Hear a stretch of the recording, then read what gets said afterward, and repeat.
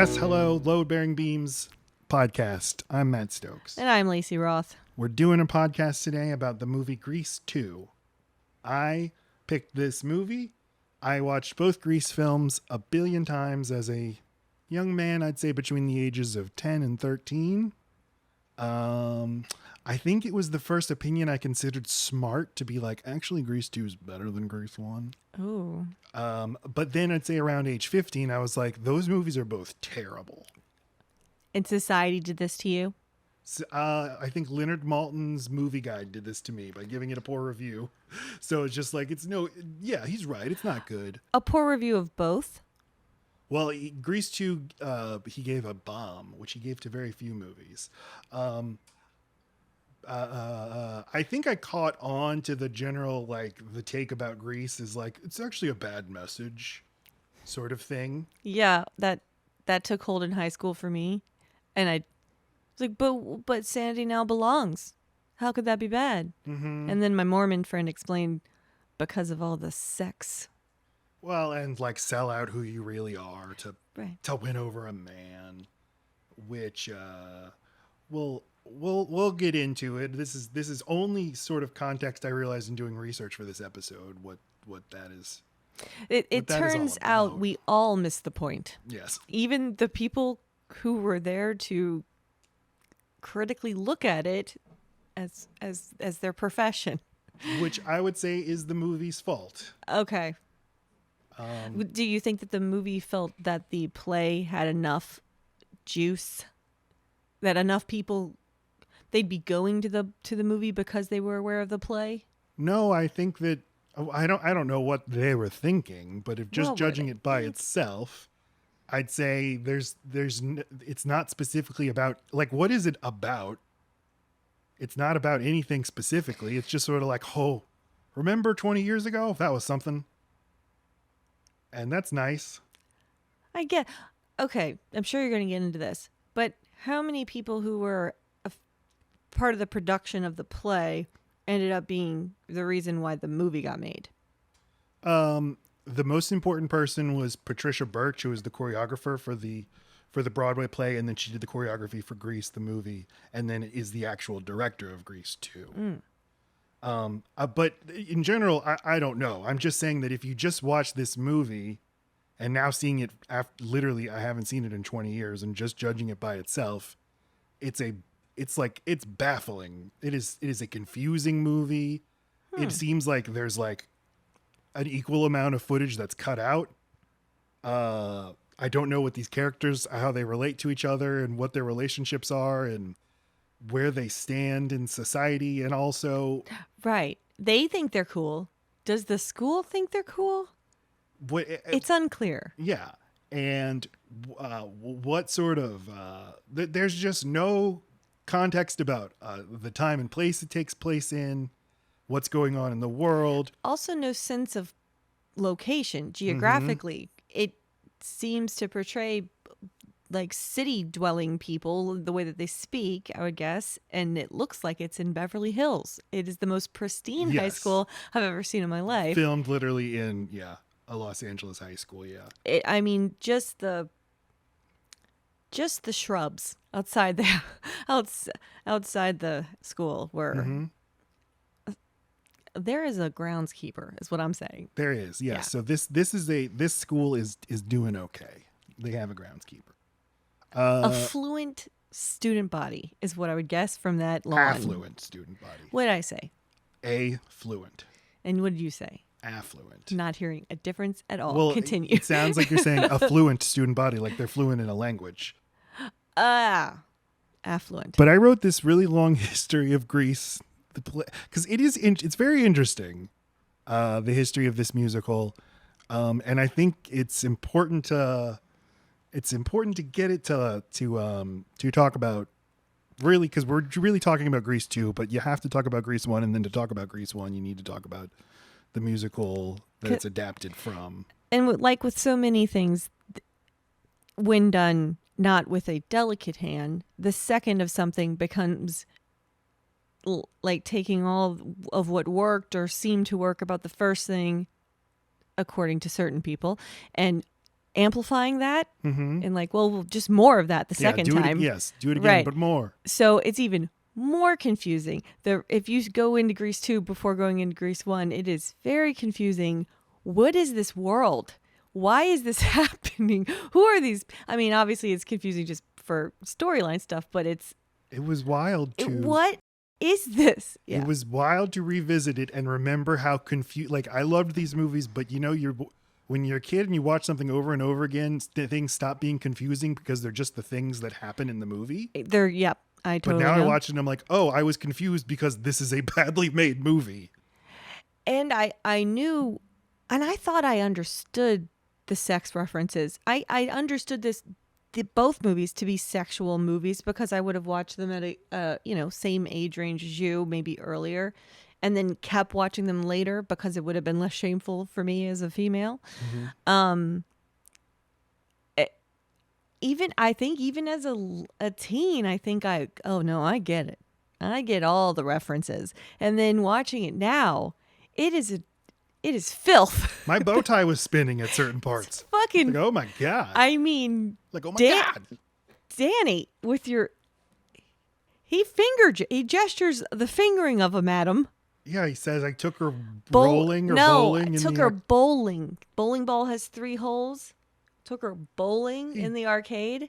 That's what the finger holes gesture was for. He fingered her. Gave her the shocker, you're saying? I mean, that Sandy?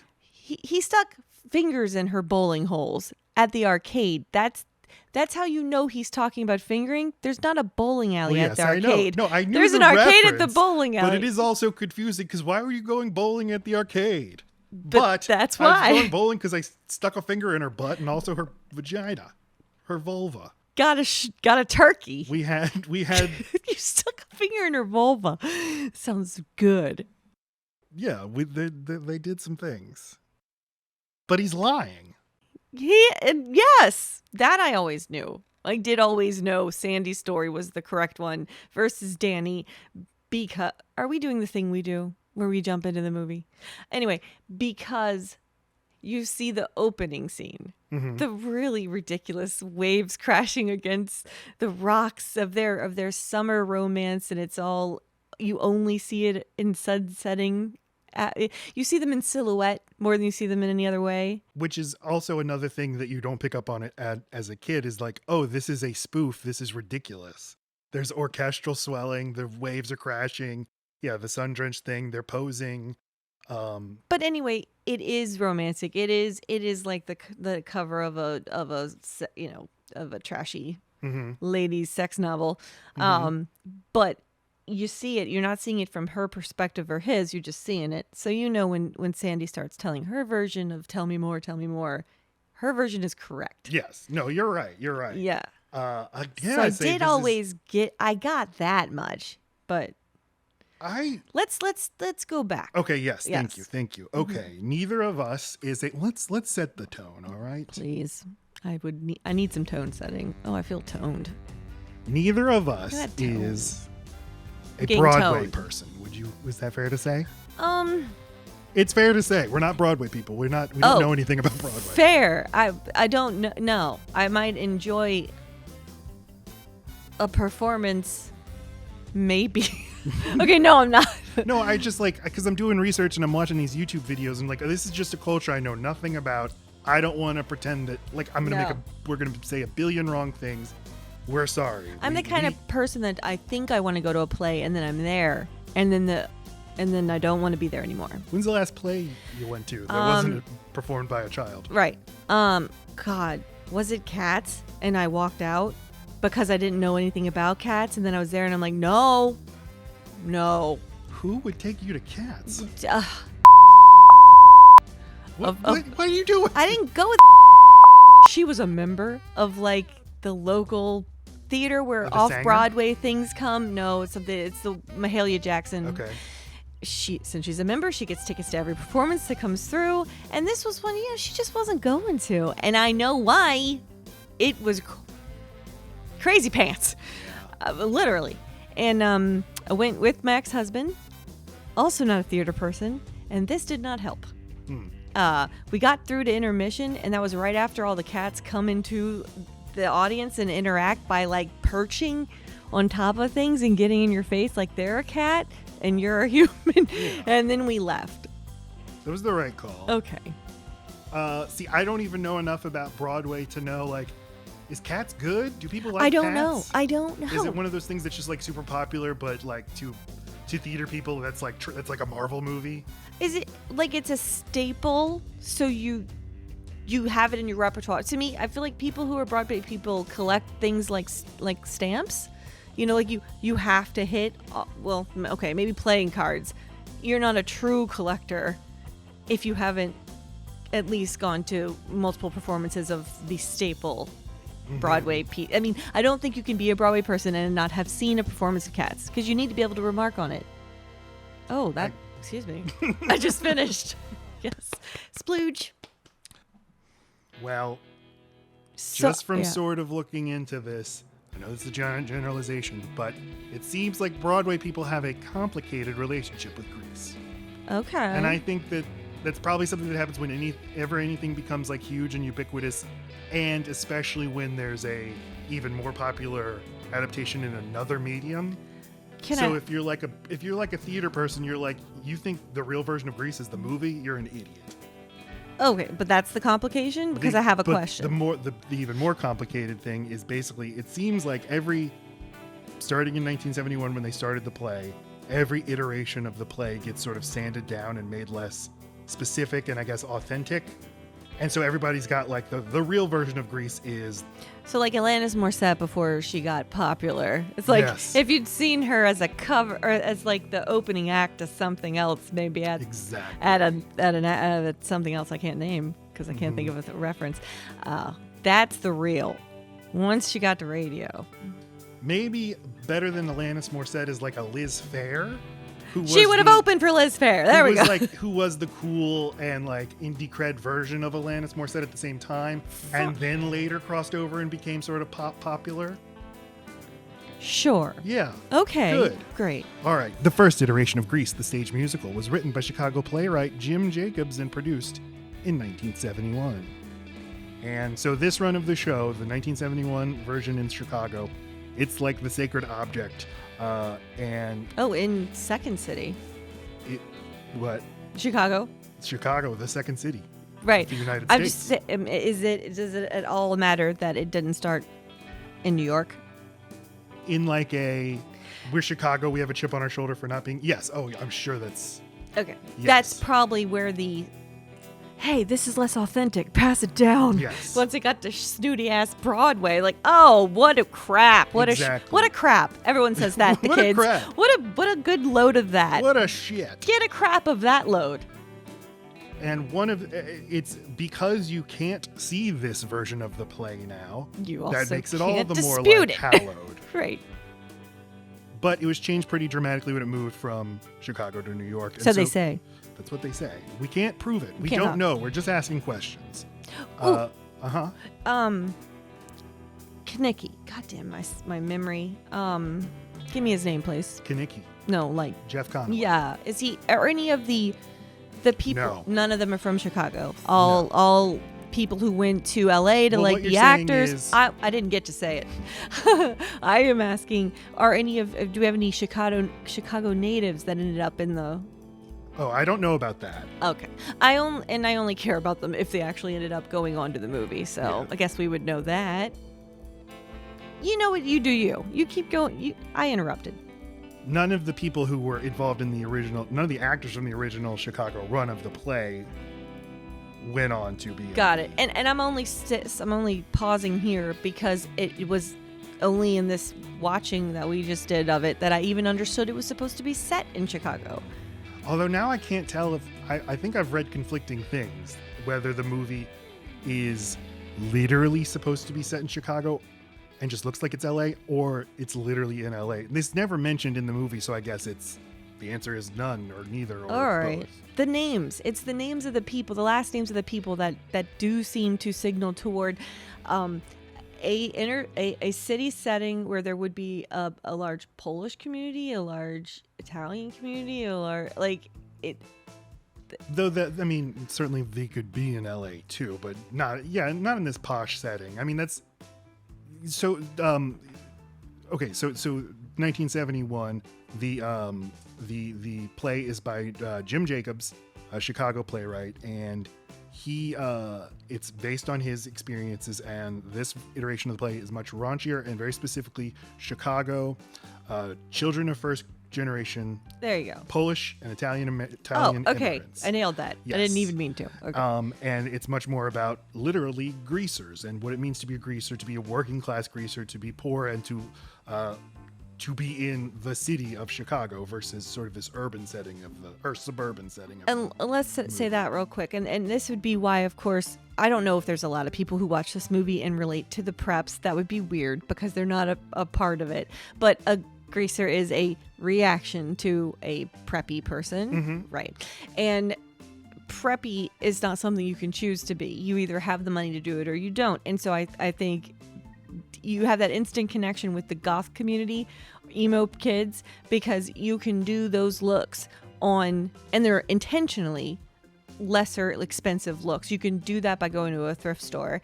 You can lean into, I am reflecting the class that I'm in, and it's a point of pride, and I'm going to wear all black, and I'm going to stand out, and I'm going to be kind of shitty about it. So anyway, I do appreciate the class component of what it means if you are a greaser. Anyway, I relate to it. It's what makes you root for them. But you can't tell, at least from the movie, are these actually poor kids, or is this like just cosplaying as a poor person because we see that this is a cool look? Because like you say, emo and goth, and I associate that with more well-off suburban kids who are like trying to affect looking a different kind of way. And this might just be because of you and me coming from two different places. You having had some money when you were growing up and me not, and us kind of ending up in a similar. If we'd gone to the same schools, we might have run in the same circles because of the music we listened to. And honestly, we could have both always been fraternizing with both types of people. You know, we might have had friends who look just like us and wear these clothes, but I had friends that had more money and I didn't even realize it. Yeah. And you had friends that didn't and you didn't realize it. And maybe that's the point. No, I don't even see money. Shut up. I am saying you can do an impression of a perfectly good-looking goth person without having lots of money. And so that worked for me. Where I didn't have the opportunity. I wouldn't have, well, I didn't get chosen for the cheerleading squad, but I wouldn't have been able to afford it anyway, which is something I wouldn't have realized till I'd gotten in it. And being a parent now, I now realize how expensive and time consuming it is to do anything related to preppy stuff. You would have had to be in football as a small child and to make the football team, to afford all the uniforms, for your parents to take you to all the stuff, for the travel ball, for you to be varsity anything, you would have been on a travel team. And it's thousands and thousands of dollars. And it's not that, it's a parent who's able to travel with you, doesn't have a job depending on them on those. So it always felt elite. Those people I was not trying to be, and I always thought it was because they were good looking, and I thought that's where, well, I can't force me to be good looking right now in my awkward teenage state. So I'll go with the kids who are intentionally looking a little different. So it was kind of a bit of both. Oh, don't you sad face me. I'm sorry about all that. It's okay. Poser ass bitch trying to look poor. I never tried to do anything. I don't even have to try. My look in high school was I wore a blue hoodie. Get back. And that's it. Hello. Well, and khaki pants. Oh, now I'm hard as a rock. Yeah, I bet you are. That was my dick. I was trying to do the I can't even be bothered to care about how I look. It sounds like you dressed as a Simpsons character with a solid colored top and a solid colored bottom. That's true. That never changed for financial reasons. It's just easier to animate something that always wears the same outfit. In fact, underneath my hoodie was usually a Simpsons t-shirt. I hope you didn't take it off much. Hard to animate an animated figure on a shirt. So, yeah. I had this thought, researching and being very interested in wanting to see this original Grease, is, they're always remaking musicals. And Steven Spielberg remakes West Side Story, and it ends up being a great movie. But I'm still why do that, though? Make something else. Why do we have to keep remaking these things? I say... Even Steven Spielberg has to go for that known property. Yes. I say the original Chicago Grease, that seems like ripe to make a big budget movie musical adaptation. That is something I would like to see. That's what somebody should do that. Anyway. Wait, I thought that already happened. I don't understand. I thought that happened. What do you mean? Didn't the play get made into a big movie? Yeah, but the movie was like an adaptation of the New York version. Oh, so it didn't have that grime. I'm saying make a very faithful adaptation of the original. Do we even have the original It exists somewhere. lines? Yeah. And okay, because like, what is this proof Well, of they this did- grime? They did a How many fingering jokes are in the original compared to the whitewashed version that got on TV? That's what I want to know. I couldn't say. A lot of anal. I mean, I hope. You hope? Yeah. That's grime. That's grime, baby. That's Chicago. We're gonna have to put a little E on this episode of the podcast. E for erection. Yes. I knew it. E for So English. each version gets sanded down, and the play moves from Chicago to New York, and it becomes the longest running play in the history of Broadway. Wow. At the time. Oh, Hamilton. Fucking Hamilton.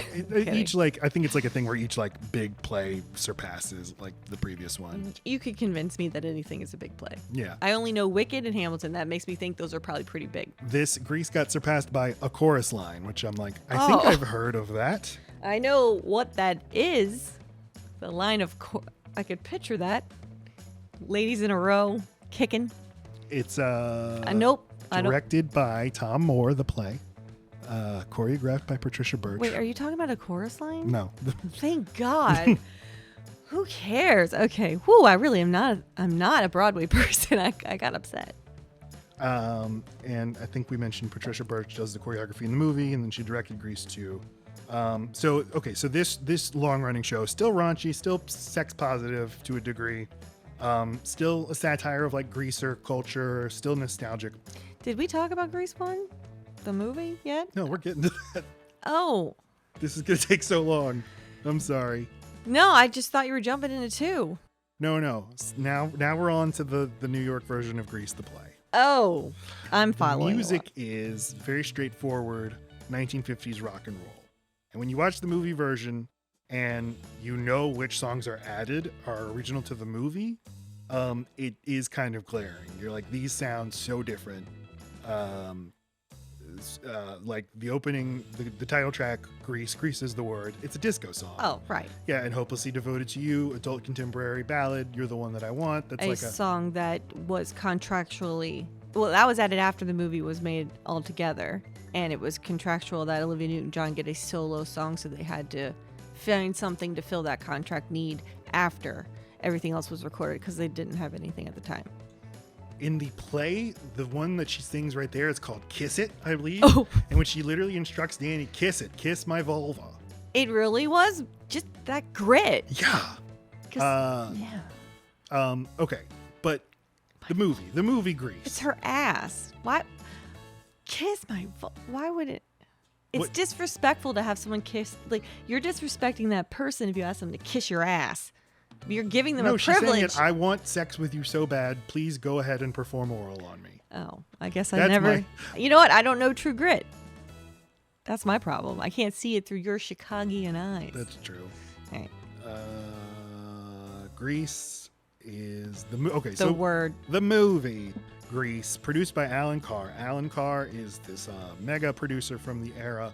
Let me ask you: have you ever heard of? Me ask you? Was that a Cats reference? Let me ask you: have you ever heard of or seen the notoriously bad 1989 Oscars Snow White dances and sings with Rob Lowe? What? Okay, this is like this sounds like the go-to AI thing gone wrong. If you type in stuff and it sounds like a, you know what I'm saying? Maybe there was a chance because it's like the go-to example of like this is bad Oscars, and this is like always the thing people point to as like the low point of. How did he dance with? She's so animated. A woman plays Snow White. Oh. And she sings this really weird duet with Rob Lowe. They sing Proud Mary, but like alter the lyrics to be about movies. And Rob Lowe can't sing, and it's very awkward, and everybody's like, oh my God. And it goes on for like 11 minutes. Well, I mean, that's part of this longer sequence. Anyway, all of this was produced Oh my God. by Alan Carr is the producer of this Oscars, and it ruins his career, and people say ended his life. Like he went into a dark depression that lasted years and eventually led to him dying. Indirectly. Anyway. There's another person in this story with a similar trajectory, but go ahead. I was like, should we watch this during this episode? No, it would kill you. Well, and you want to tell people why it would kill me? You hate you are very uncomfortable with Oscars. Well, with anything live. Yeah. And And I am too. It was one of the reasons I love you is it's the main reason is that when we watched an early Oscars together, which I had done, I always watch the Oscars every year, and you're like, I can't. This is hard. I can't watch this. This is tough, and it made me realize like I feel that way too. I just never knew it. Yeah. I'm embarrassed for everyone. I can watch live sports because there's a point. Everyone understands what's going to happen. It's not scripted, but it's scripted. It's going somewhere that everyone understands. They're doing what they're trained to do. Live shit. Well, these are people. No, you don't know where it's going. And if they fail alone. Yeah. I think the last thing I tried to watch was Jennifer Lawrence tripping up the stage to get her whatever. It was so charming. It was, but it didn't have to be. She's just like us. She trips. It was charming, but I'd had enough. Alan Carr. Yeah. Yeah. So, but he is the producer of the film Grease, and his producing partner, Robert Stigwood. He produced Saturday Night Fever. He brings in John Travolta. They hire to direct the movie. They hire Randall Kleiser. This was his feature film debut, but he had directed John Travolta in The Boy in the Plastic Bubble, which is this famous I've seen that TV movie. You've seen it? Mm-hmm. Really? I went through a John Travolta phase. Okay, and you watched this TV movie from the 70s? Yes, I did. Okay. They bring on Olivia Newton-John, famous. So it must be John Travolta that pulls in Jeff Conway, since they would have worked on Grease, the play, together in New York. That would make sense. Yeah. Because they are good friends. Yeah, and we're in the play. John Travolta, at a certain point, played Duty. Right, and Conway's who got him into the play, and before he was famous. Exactly, and John Travolta would go to, or Jeff Conway would go with John Travolta to Scientology event, like classes, because they would offer actors acting classes for free. Mm-hmm. But he to his credit, he did not ever join Scientology, and I guess he didn't give them any like compromise or something. They never kept him in. Yeah, they didn't Travolta him. Olivia Newton-John can't do an American accent, so Sandy. But you're jumping right into a new point. Dombrowski is changed to Sandy Olsen from Australia. And she's there on vacation, and then her parents have a change of plans. The plans changed. It happens. Sometimes you go on vacation somewhere, and now you live there in another country. We don't know that they were on vacation. They could have been. Did she not say they were on vacation? She says holiday, because she's from Australia. But is she an illegal immigrant? Because they would presume to be on a tourist visa. Is she overstaying her? There's her a visa? whole other way they could have gone with Grease too. Truly. We mentioned Jeff Conway. Stockard Channing plays Rizzo. She's 10 years older than the rest of the cast. 33, still young, but yeah, way too old. Okay, so I do want to go back because I don't know if we've underscored this enough, but the intention of the original, the whole point was that this was supposed to be an over-the-top poking fun of greaser culture. Mm-hmm. You said it, but then I kind of went on a tangent. I didn't know that. Watching the movie, I didn't know I wasn't supposed to think this was super cool and normal and was always happening in the 50s. And didn't you say you didn't even know that it wasn't like the present? For many years, I was super young. I mean, I probably started watching this at 7. I thought this was filmed in the 50s. Yeah. Like, where did they find all this color? I don't know. I think because I watched Happy Days at the time, and I think my parents told me this is a show made in the 70s about the 50s, and Grease later did the same thing. I didn't watch things with parents. I just watched things. In fact, when the opening came on and that groovy song happened, and I may have seen that once before, but the amount of times I've seen Grease, I knew I had not seen that as many times as I've seen Grease. So I was jarring. And that's what reminded me that, I definitely watched this on a VHS tape that would have started around the time it takes you to go grab a VHS tape, stick it in the thing, and figure out how to record. So I probably constantly watched this movie from a weird starting point, sort of in the beginning of the movie, but definitely after that song. So you're welcome. My history. I would say the animated opening, probably the best part of the movie. Okay. We both enjoyed Grease. So after it was over, like, that was pretty good. Yes. I liked it more than I thought. I think it's pretty good. I think you're kind of reverting back to like, no. Cool, Matt. What I'm saying is, I think it's a wonderful animated sequence. Okay. I was trying to. I was like, who did this animation? Because they don't have it in the opening credits. I thought it looked kind of like Schoolhouse Rock, but it was by this guy. Damn it, where are my notes? John David Wilson, British animator. His company Fine Arts Films. He never directed a feature, but he did work for Disney for a while. A key animator on Peter Pan, on Lady and the Tramp. But never directed a feature. But this was very good. That's all. Okay, fantastic. Just give him some credit. The thing no one remembers. All right, continue. How dare you? Yeah, okay. We can talk about. So we both watched it as a kid. A couple of things came back to me. Seeing the VHS box, which had John Travolta and Olivia Newton-John, and she's in her embracing bad girl Sandy thing, and I didn't understand that was the same character as Sandy in the movie. It was like it's like a different person. Oh, wait, okay.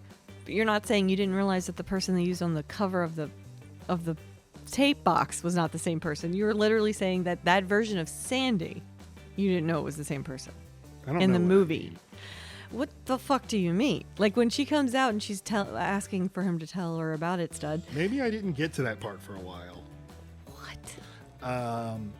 And then the other thing I remember is it had their names, John Travolta, Olivia Newton-John. I was like, well, they must be married.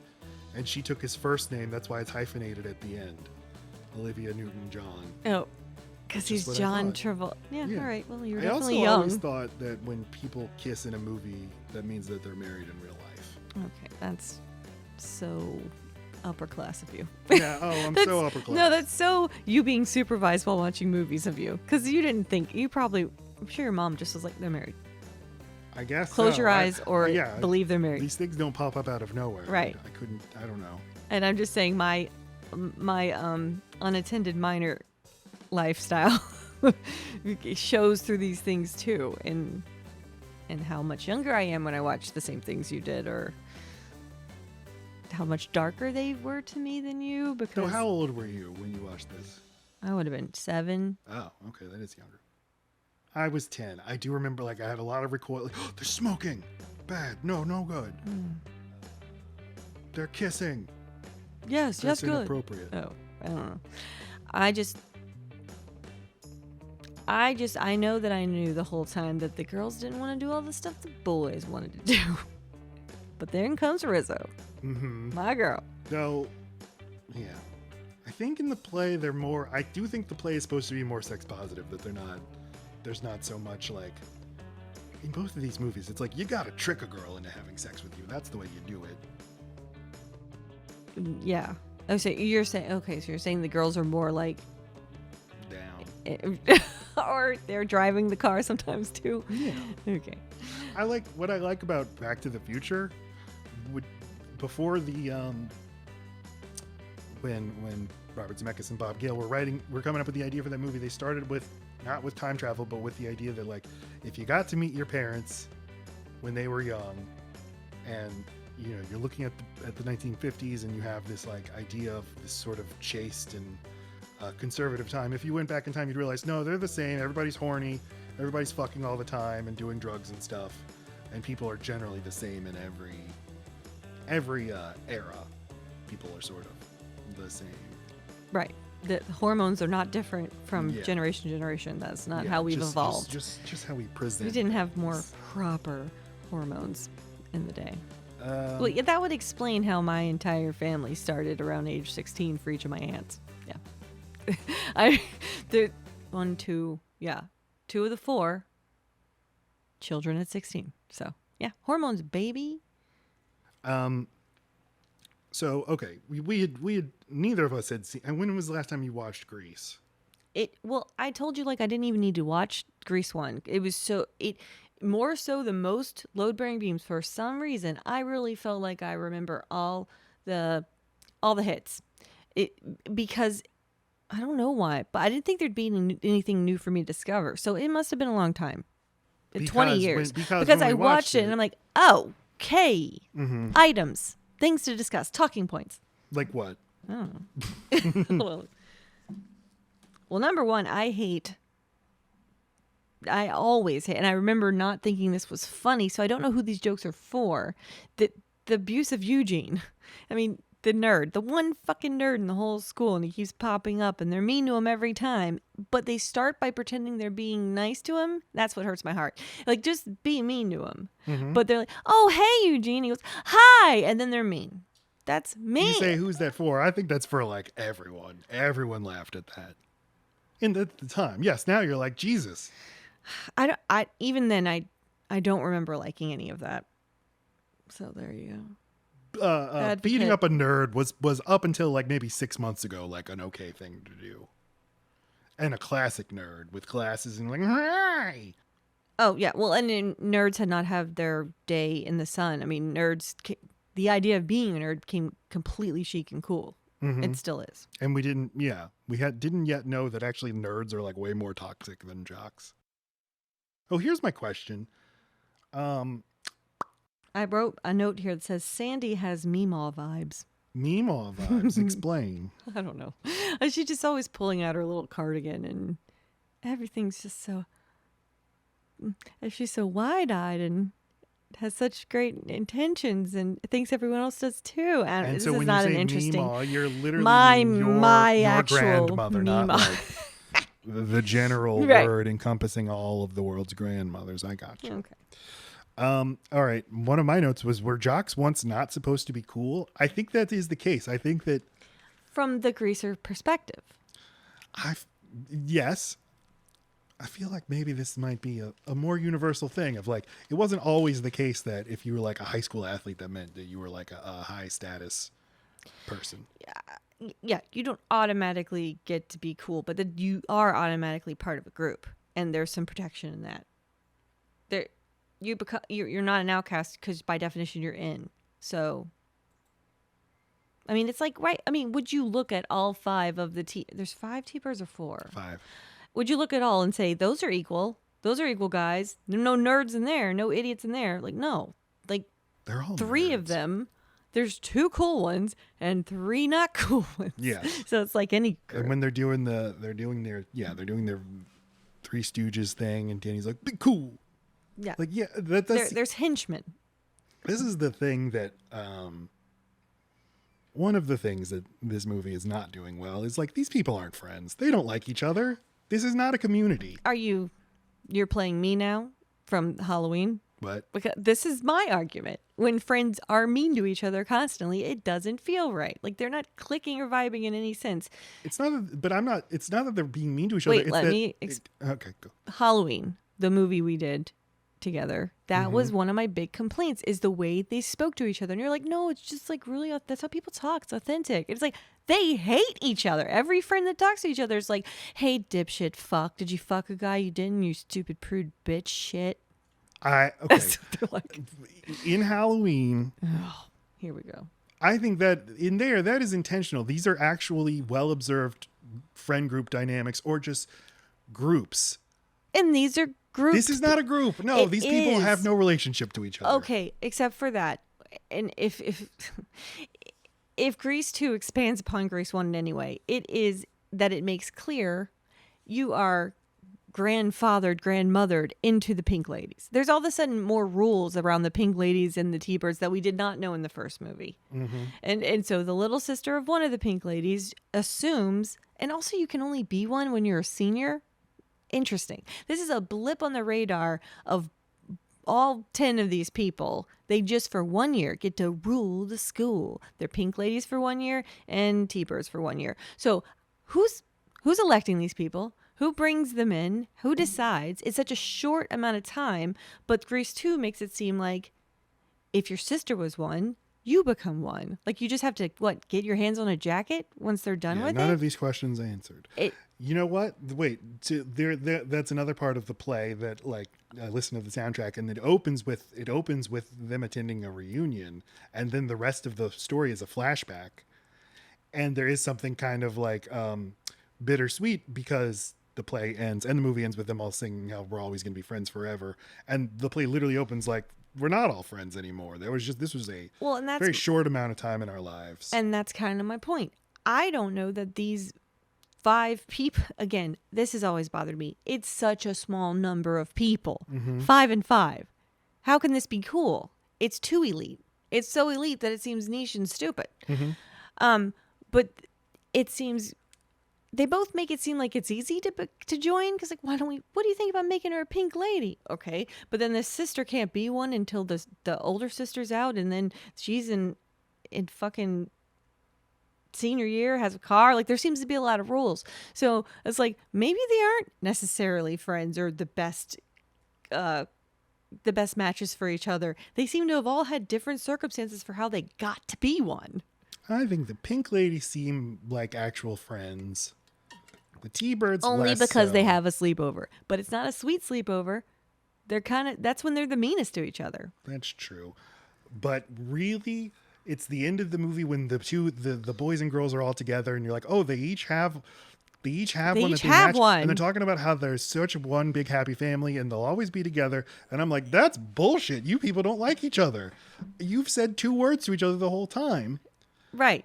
That's really what I'm objecting to. This just does not seem like an actual They community. don't do any of the work to show that they ever like to interact with. They always seem kind of annoyed that the other ones are there. I don't know. The malt shop scene. They definitely constantly run into each other. They go bowling together. Like, well, just in Grease 1, the only actual sequence where they're all together is at the soda shop and the dance. They all dance together. Yes, although they and so I just pulled up the soda shop sequence, and this is like you can tell like this would pop so much better on the stage because they're all they're all bunched together, right? And like Danny and Sandy are talking, you can see everybody else like following like a tennis match. Ooh, what's gonna happen now? What's gonna happen now? But then because it's a movie, we have to cut away and like focus on some individuals, and all the tension is gone. That's all. Yeah. Well, and you pointed out that Summer Lovin'. That's the name of the song.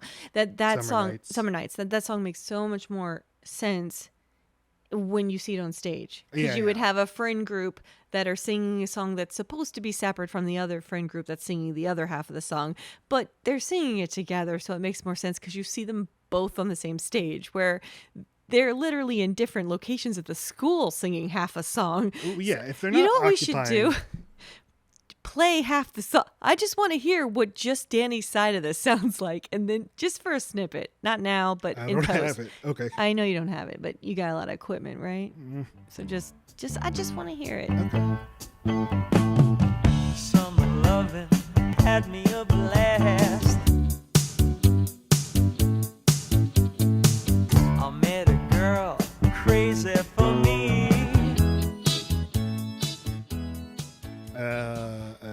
Yeah, they need to be literally occupying the same physical space, or else it just seems dumb. Now they're I don't know. It's fine. Okay, our point was that these people don't seem like they actually enjoy each other's company or hang out ever, but now they're best friends and the whole team's back together again.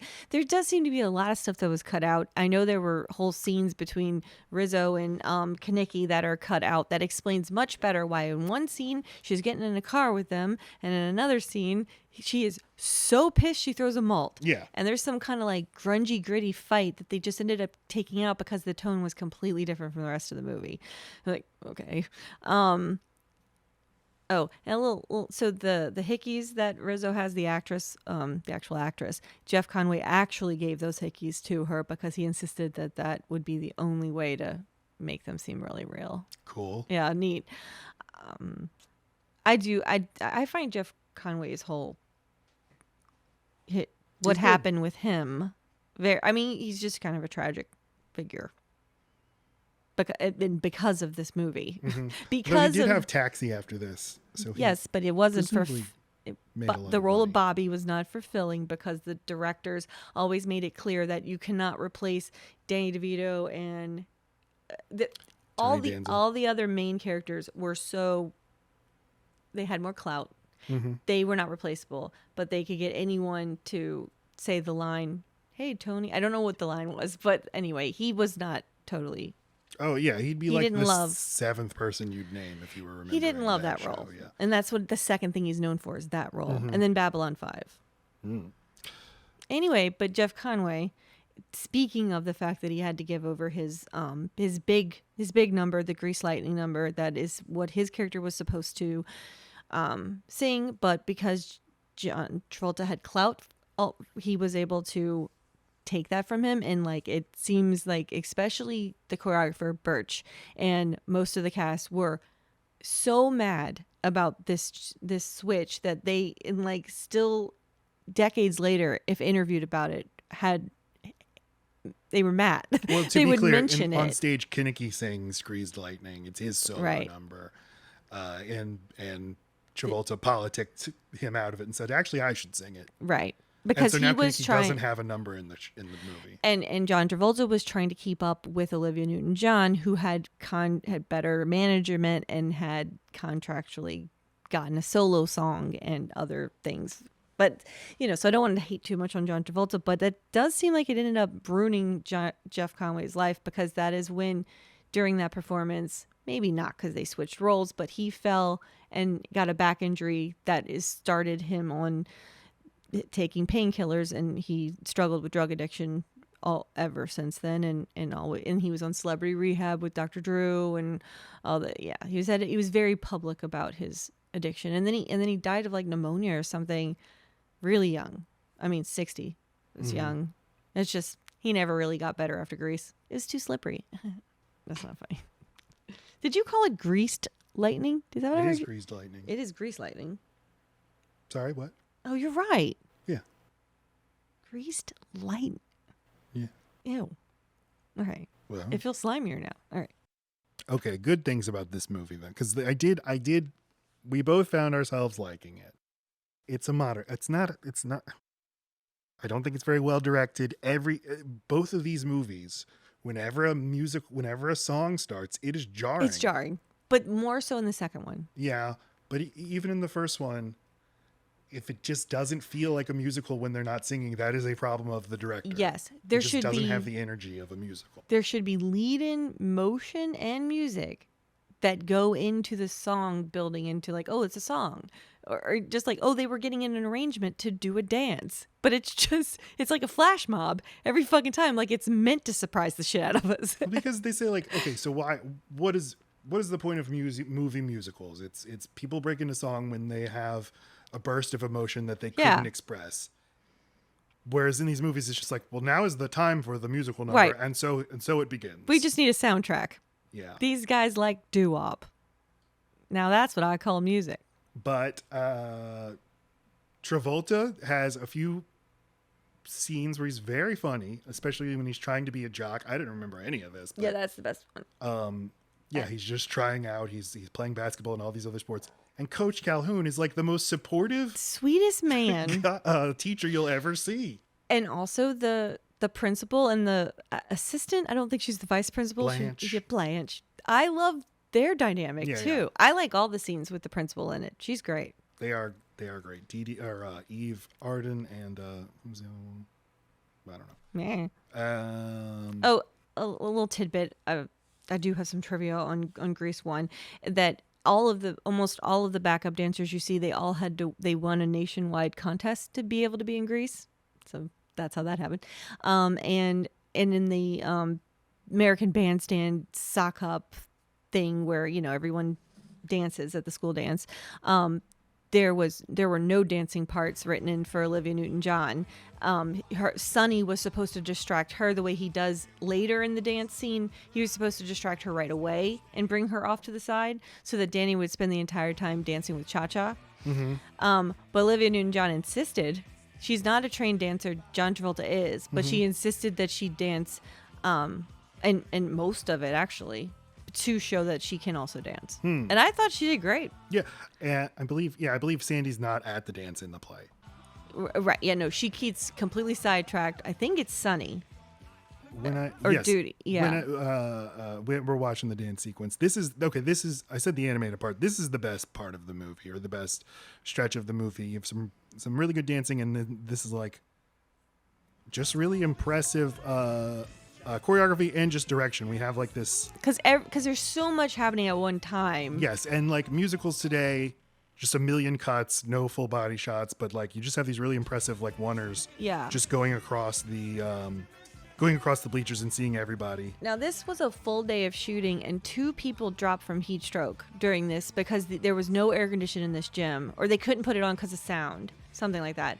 And it was like 106 degrees outside. So people dropped from heat exhaustion in the carnival scene at the end and at this one. Worth it. I think so. Yeah. Divas. Other good thing. Well, Olivia Newton-John's fine. I think she's perfect. If what she's supposed to be is this like pristine thing that then turns into a not pristine thing. I'd say, okay, yes, she's good. The movie does dirty by her. It doesn't care about her. You don't think so? No, and I think that the real problem is like, do she and Danny say more than 6 sentences to each other in the whole movie? Wait, it has to not care about her because we have to be happy when she goes away. The investment in caring about her as a character. We can't care about her. She's too prudish and pure. She has to do a 180. So you can't get attached to her in the beginning because you want her to turn into the thing she does at the end. So if you've invested at the beginning, why the fuck are we all giving our identities away to this boy? No, she's Bullshit. she's doing what she needs to do to be happy. She says, "I'm not happy now, but I know I could." And that's fucked up. And we wouldn't be along for the ride if it weren't that we didn't really like. A real movie would figure out how to make this fine. Work. The bigger problem is just that, like, I do not buy that these people like each other. We don't see them like each other ever, other than the first 2 minutes of the movie. And then they get reunited, and he's like, "Oh, baby, it's cool rock and roll." And she's like, "What are you doing? Where's the boy?" It's the weirdest thing. And then I swear they say 3 additional sentences to each other in the rest of the movie. They don't like each other. Usually I pick up on shit like that. That's unearned relationships. Am I too close to this one? Is it because it's kind of a beam of mine, number 1, and you pick number 2, which is not, that I'm going to defend it? But like, I'm the relationship person in this podcast. This is a relationship that is. I think it's fine for fucking high schoolers to be the centerpiece of the emotional arc of this movie. It's well executed. Are we supposed to have a lot of emotion? Yes, you are. When Sandy bursts into hopelessly devoted to you, you buy that this is that she is hopelessly devoted to him. No, I don't think she gives a shit. No, I think she's sad and she's just saying words. And then Danny's like, "You guys know you mean a lot to me, but Sandy means a lot too." You think he's telling the truth there too? Oh my god, I'm bored with that. I don't think it mattered. I think it drives it forward, and what I appreciate about the movie this time is that it moves. It moves. It does have good energy, but it is pretty sloppy, and you lose all these things that could make it a really great movie by not being about people and what they mean to each other, or about being a community, or about being... because it very much seems like it's supposed to be about community, but yeah, I don't, without understanding the history of these friendships or how the Pink Ladies started. They had to have started somewhere. Were they the first generation of them? Were their mothers? Like, that would be interesting to me. I want to know more of the lore. My God, you're in luck. You know, it starts on Paramount Plus in 2 days. What? Rise of the Pink Ladies. No, thank you. Seriously, when it's is the a set musical of series? I think it's set 4 years before Grease. No. When is the set of the Pink Ladies? That's the rise. I want the set. I'm saying. Oh. I mean, what? Okay, Death of the Pink Ladies. yeah. No, you won't watch it. The Red Ladies. Who's gonna watch? I this? don't know. But anyway, no, I mean, if the movie had given us a little bit more insight to why is it cool to be a pink lady? Why would anyone want to fucking do it? Sandy seems to have all kinds of friends outside of this. And then Grease 2 is like too heavy-handed, too quick, too presumptuous with just saying things that are just supposed to be unknown. Well, contractually, we are supposed to only fuck a T-bird. And as you know, the jackets we wear are T-Bird property. Like, Yeah, I know. what? My kid's on sports It's teams. insane. I pay for that shirt. It's my property. Like, who did they paid for the production of those shirts? Why? For the screen print Also, on the back? I mean, these are just a bunch of fucking dorks. Why Who? is these? Oh, all the these T-birds are people- really dorky in the second But one. in both of these movies, Theater kids. that's what they are. I mean, it is blatant in the second. But see, what I kind of liked about the second movie this time, and I'll just cards on the table. Oh, fuck. Didn't like the second movie. I think the first Yeah. movie's pretty. I give the first movie 3 stars. I give the second movie 2 stars. I think the second movie is a lot more nihilistic and a lot more like LOL, nothing matters.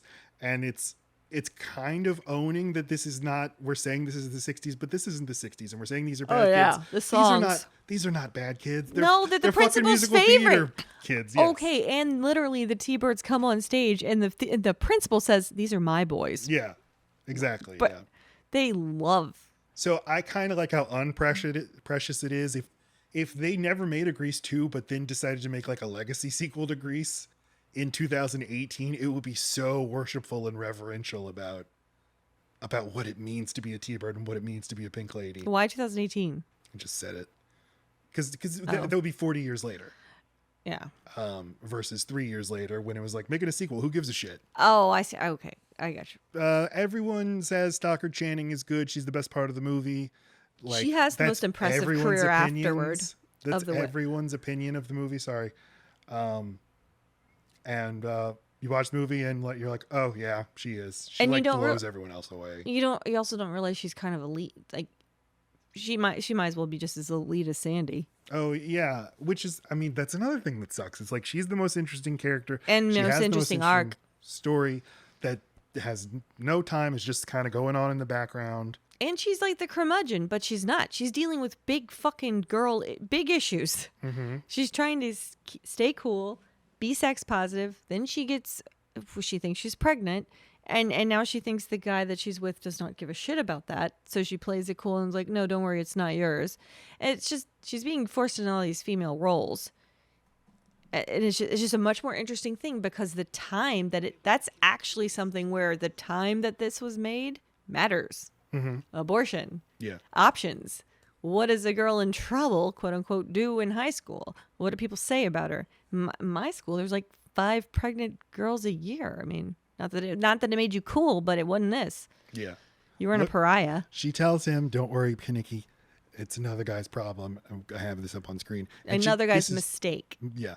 And this is truly like, these are some evil eyes she's giving him.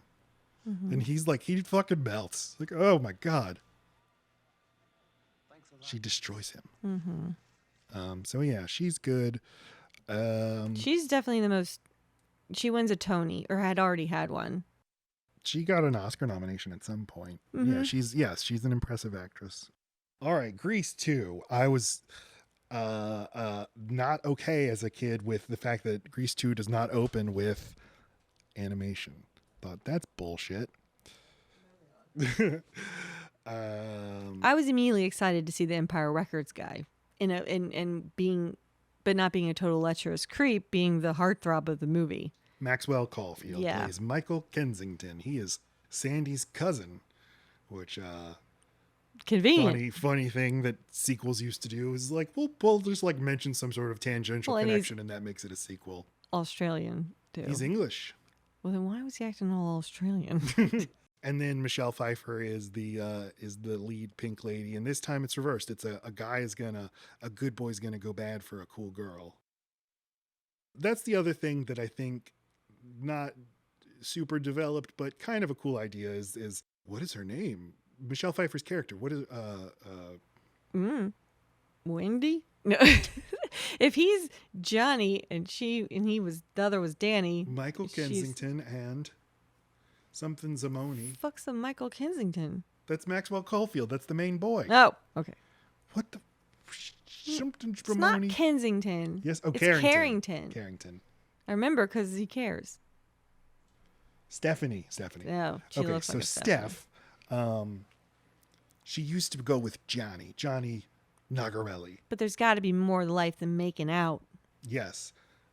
And she just was like, no, I want someone better. Right. She wants someone who really excites her. And I don't know. That's kind of cool. Yeah, to just be the plot. She makes no bones about it. Mhm. She wants a cool rider. You're welcome. Yeah. I was trying to...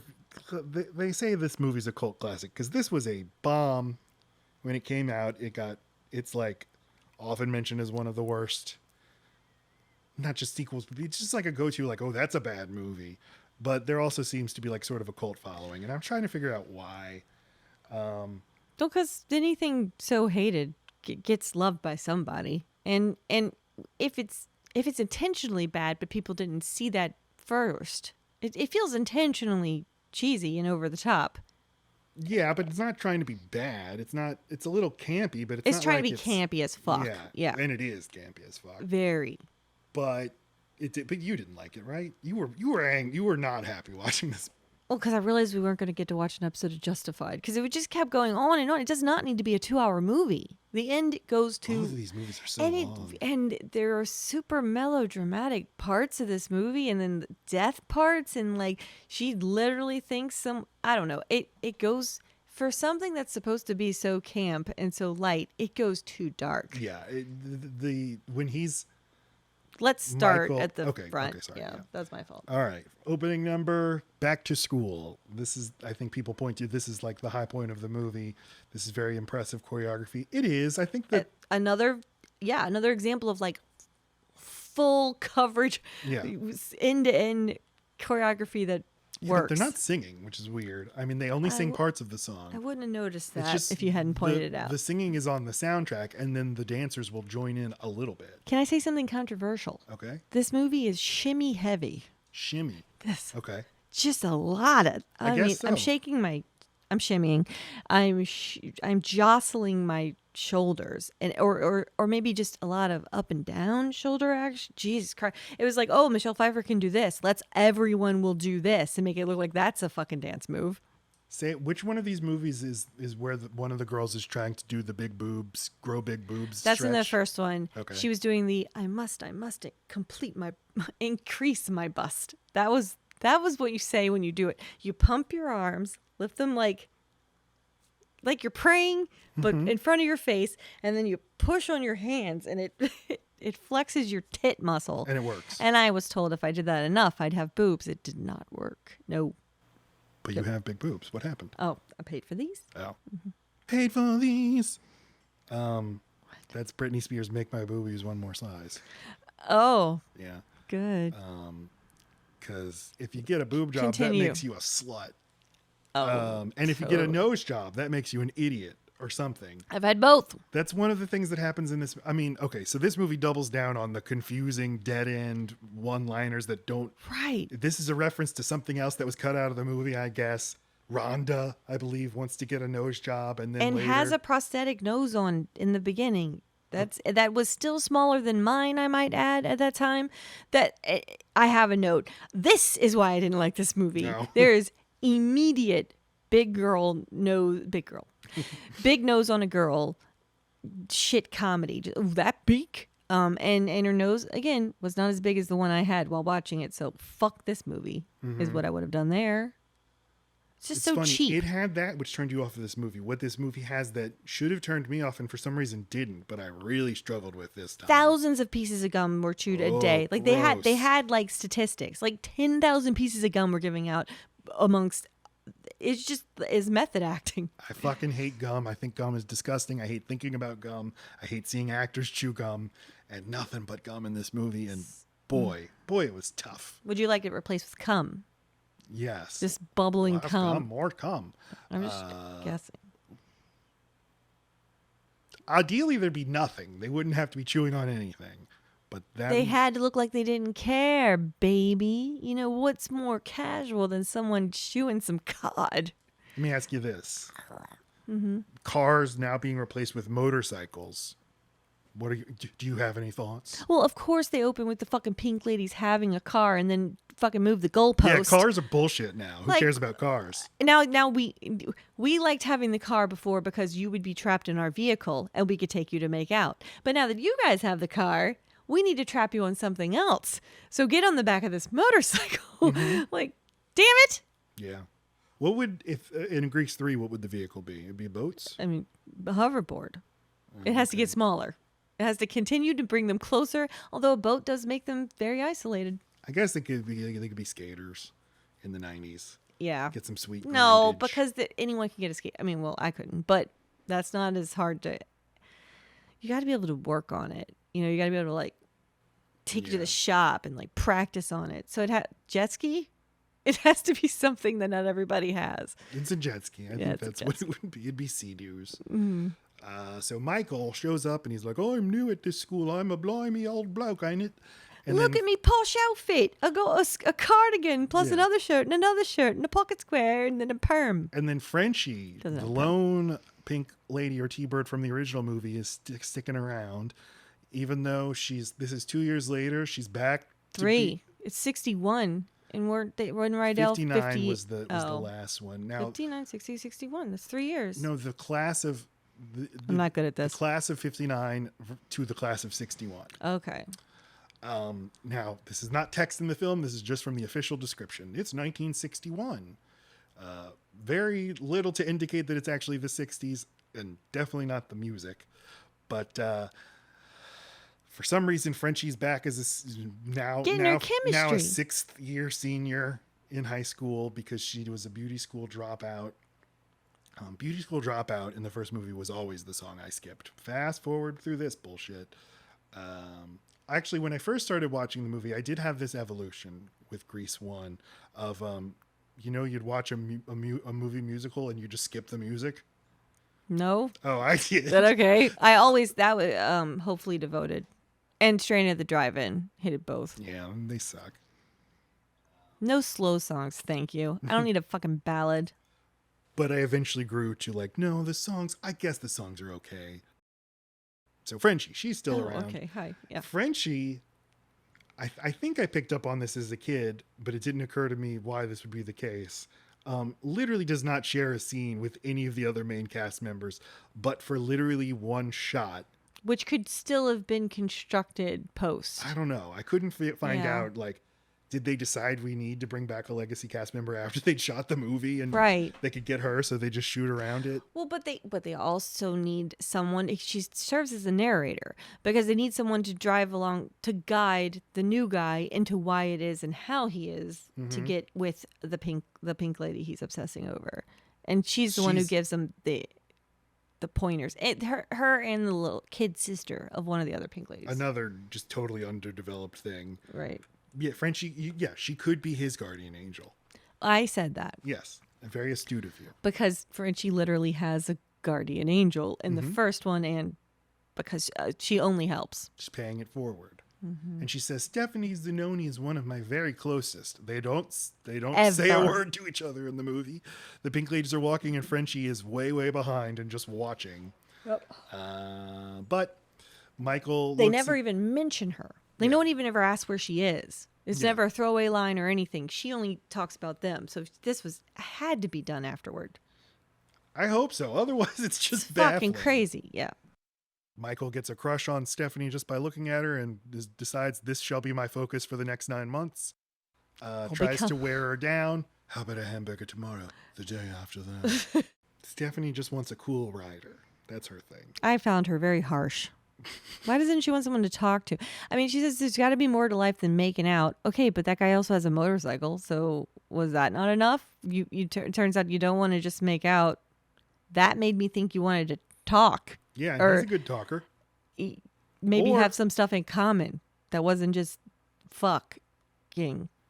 No, see, I think her sole motivation is I want to be turned on by a guy. All right. And she's just not by anybody. That's kind of a That's cool- fine. Yeah. And so he's like, well, I'll change myself and make myself be attractive to her. And By becoming a ballet stunt driver of a motorcycle. He does the most kicky things with his just kick. That's Just the other hi-ya! very campy part is when the rival biker gang is like looking like Mad Max. And all they have bikes too. How'd they know to get bikes? These are just some in the affluent teens. Yeah. 2 years ago, they had cars, really nice ones. They go to the bowling alley and sing a song about bowling. They love to bowl and they love to score. They're going to score tonight. Right. Now, I gathered. you kind of have to like really read between the lines. Do you? But score here Oh. is kind of a double meaning. I think They're going to attempt to knock down pins, Okay. accumulate points, and also go bowling with their three fingers. Up with the their buttholes partners. of their Yes, beloved. Exactly. Glad you picked up on this I as did. well. Now, I Pamela picked up that Adlon, strike. Pamela Adlon plays the little pink lady. Very, very interesting to see her. And here. a spunky role, so it's just still true to Yeah, who she turns out this to be. Could be a little Bobby Hill tagging along, and then Michael escorts her home, and then their next scene together, he's like, "Sorry, I'm gonna have to break up with you, my little lady." Okay, stop She's doing like- his impression. And she's like, "That's okay. I found a new guy." Which is the most off-putting part of the entire movie when she starts making out that senior, that T-Bird, because she's clearly, I hope she's at least in that school. I think she's a freshman. She's 15. Great. It was a different time. We didn't know.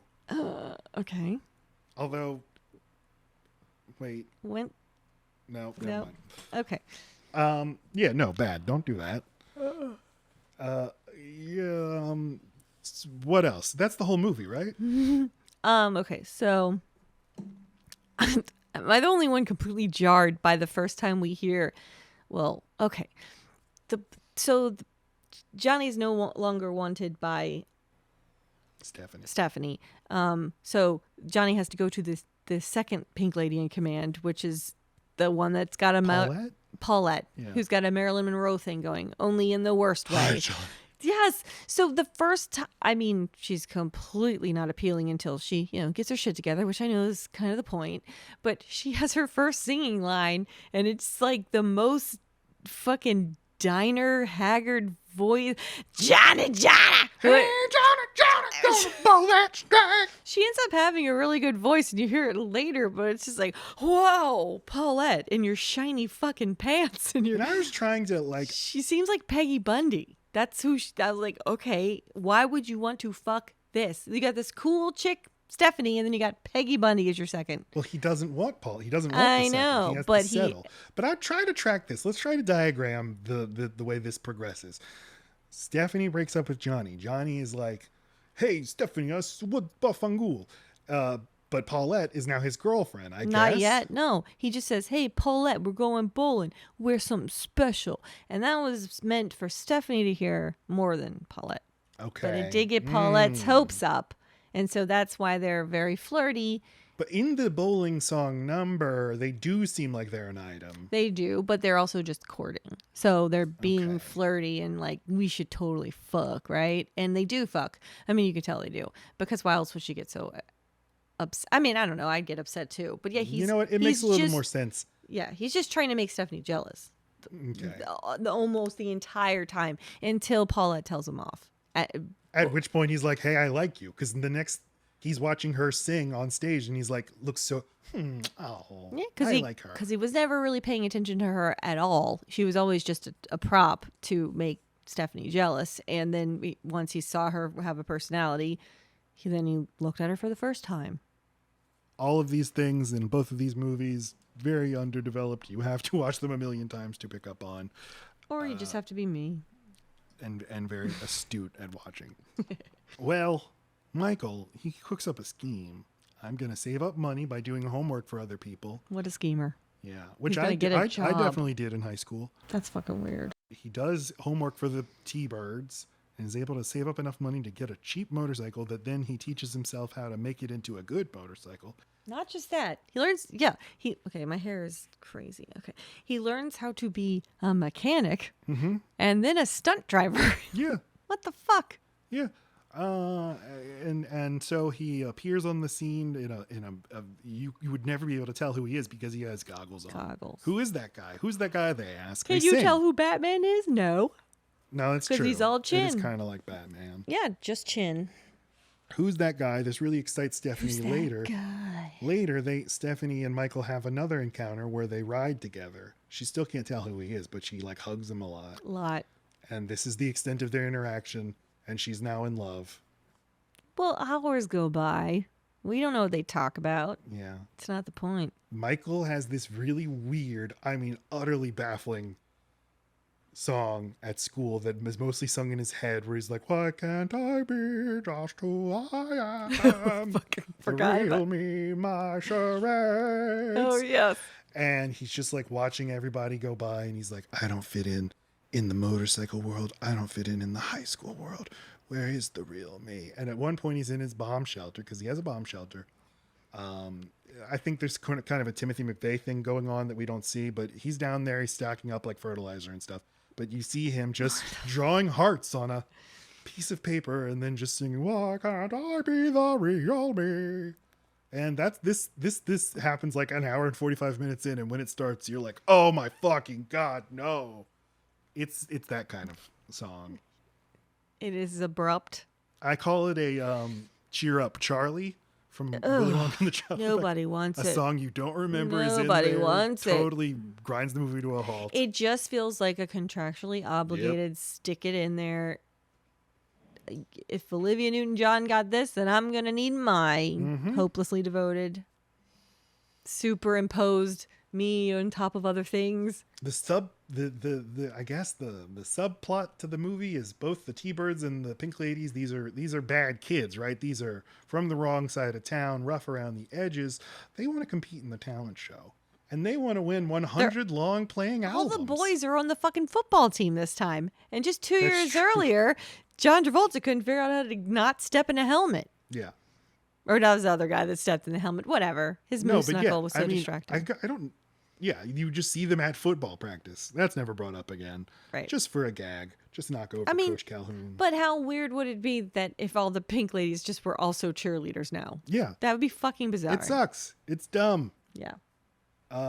They both really want this. And so the Pink Ladies produce the most elaborate, expensive, hundreds of backup dancers.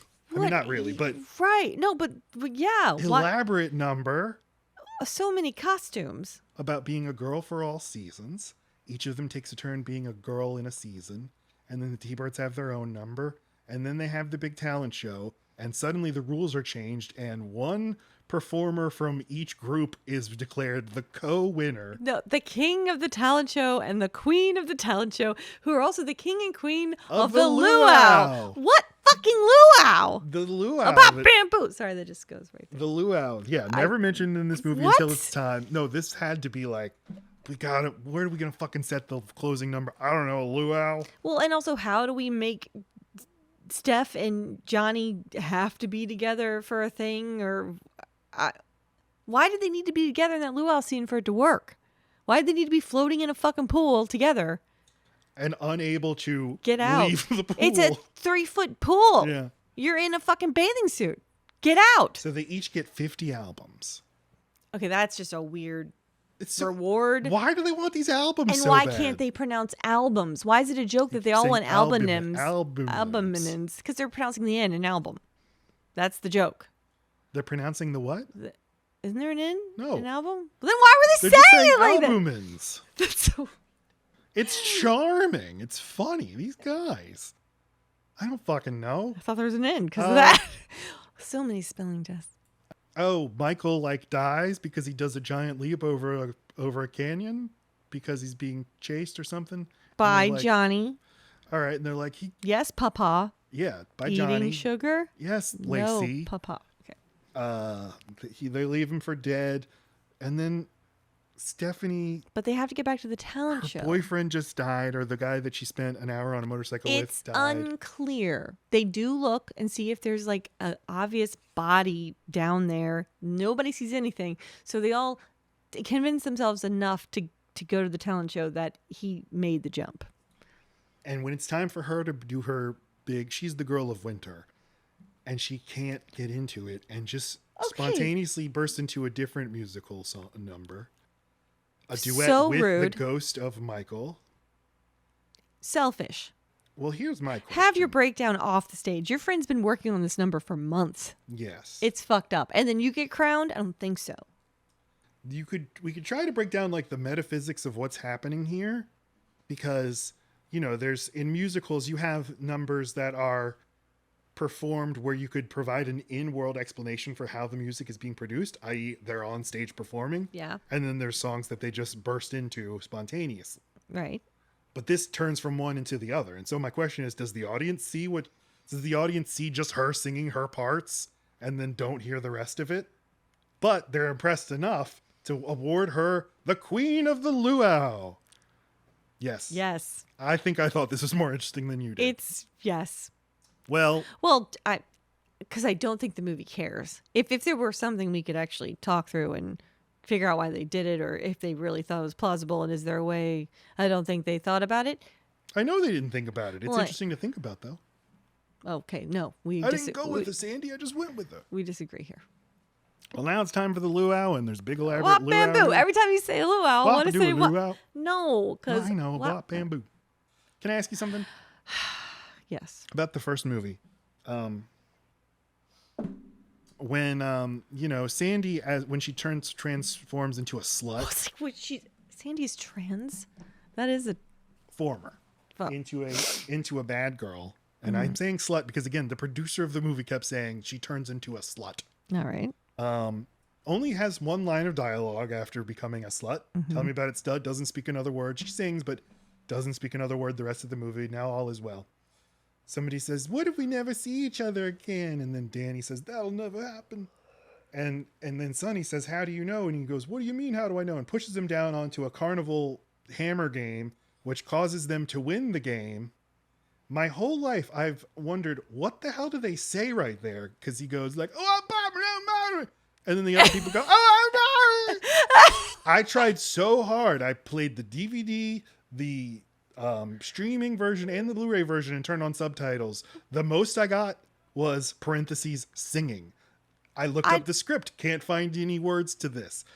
What the hell? I don't understand what you don't hear. What part are you saying is missing? Say? Who? Danny declares, "Oh, I'm Bomber." No, a wop babalube. A wop bamboo. That's the song. Why does he say that in response to winning the carnival game? I can't believe you thought it was words. No, I now know it must be, yes. This is a nonsense word song, and so he says that. But as a kid, I was because it's supposed to be a prompt, one that they understand, one that is a reference they get, one that is like a doo-wop trope thing that they would have, a call and response thing that would have, like, the same as, I say, hey, you say, ho. I mean, so, like, it just would have been understood to them. It always made sense to me. spurred on by the ding. Well, no, he just wanted to answer with a song instead of with emotions. What do you mean, how do I know? Push, bing, oh, A wop bamboo. Because they Why have do these things follow? Because they have that we will always be together because You won the game? No, that has nothing to do with it. It's because I'm gonna say this nonsense word. You're gonna know exactly what to say back to me, and then we're gonna have a whole choreographed dance that we love to do together. That's why we have this in common. We are greasers. I get it. How are those things linked? Why does pushing him onto the carnival game trigger this? It doesn't need to. Do you understand why I was confused as a kid? Yes. And I couldn't find an answer now. And Because there doesn't need. okay, it's but not one that needs then an answer. If you look up the official lyrics to this song, it does not start with them saying that. It starts with "We go together." Okay. But if this is the first declaration of the song, Stop doing that. let's pull it up. A wop bopalube. A wop bamboo. Or a wop lop booba. The more you say it, the less it means. What a stupid thing to get hung up on. We're gonna get there. But the game made his butt ding, and then they say it. I don't understand. Like, there's just as many awkward starts to songs in many other places as well. Oh, this is. She's like, guys, good news. Rizzo and Kaneki made up, and they're all like, yay! They hate each other. They don't give a shit. Okay, God. They're so happy to hear this news. Daddy, Rizzo and Kaneki made up. All right. Oh, I mean, they sound decently happy. Well, what are we gonna do after graduation? Yeah, maybe we'll never see each other again. Nah, that'll never happen. How do you know? What do you mean, how do I know? Pushes him down. You hit the thing real hard. Now we won the game. That is in response to what he did. I got you. Okay, but him pushing does not need to be explained here because the entire movie, the way he interacts with those guys is by hitting and pushing them. He just When does that also start a song? It doesn't need to. It's just part of their thing, man. And also the Kaneki and it is stop. It is made abundantly clear that neither. Can I fucking say what I'm saying? That Kaneki and John Travolta, who are the leads of this group, try to express some emotion to each other by him asking if he'll be his second in the fucking big drag race, and that's a weird freaking scene. But what they are showing what they're showing you is how emotionally stunted it is, or they are, because of the macho thing that they have to be putting on. They can't actually have feelings or actually even say that they're best friends. Even that's too much emotion. So then they just devolves into them hitting each other and slapping each other or whatever because one of them was asked to be the second. That is as much emotion as they show. So this touches on this. They're about to talk about something that's kind of emotional, like, I'm going to miss you. Well, they're not going to fucking turn to each other and go, I'm going to miss you. They don't do that. So he pushes them. He feels so strongly about his love for Sonny that he hears... Oh my God. He hears representation. No, I'm trying. I think I'm getting it. Great. I love you so much, but I'm such a tough guy I can never say it. So I push you. I pushed you so hard that I won the game. Now it's time to sing. Here's where you do where it does it not makes matter. sense. Yes, I know, but the game part does not matter. The pushing. Look at them. Look at them. It's just comic. Look. Yes, I did it. Yeah, but it doesn't have anything to do. Oh my God. He's just excited that it's funny. Okay. 1 triggers 2, triggers 3. I'm saying 1 and 3 have nothing to do with each other. But 1, 2 to 3 do. You convinced me. It makes sense now. Fantastic. Jesus Christ. So this has been Load Bearing Beams about Grease and Grease 2. Mm-hmm. We were supposed to talk mainly about Grease 2. I think we talked way more about Grease 1, but that's okay. There are whole moments we did not speak of. Well, Grease 2. We're not an exhaustive recapitulation podcast, but we do what we can. We'll always be together, like Ramalama Ding Dong. Hey, everybody. Bing! Thanks so much for listening. Thank you. Yes. Just really. That's all for us. Okay, I love you. Goodbye. 3, 4.